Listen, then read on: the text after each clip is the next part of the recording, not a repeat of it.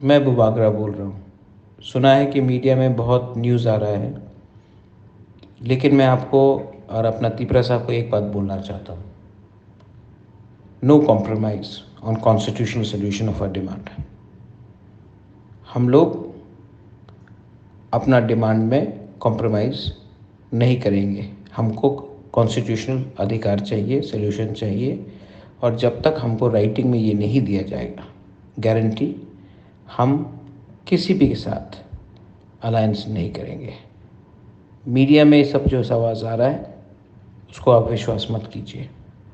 हम लोग सब एक हैं। मैं बुबागरा बोल रहा हूँ। सुना है कि मीडिया में बहुत न्यूज़ आ रहा है, लेकिन मैं आपको और अपना तीपरा साहब को एक बात बोलना चाहता हूँ। No compromise on constitutional solution of our demand. हम लोग अपना डिमांड में कॉम्प्रोमाइज़ नहीं करेंगे। हमको कॉन्स्टिट्यूशनल अधिकार चाहिए, सोल्यूशन चाहिए, और जब तक हमको राइटिंग में ये नहीं दिया जाएगा गारंटी, हम किसी भी के साथ अलायंस नहीं करेंगे। मीडिया में सब जो आवाज़ आ रहा है उसको आप विश्वास मत कीजिए। हम लोग सब एक हैं।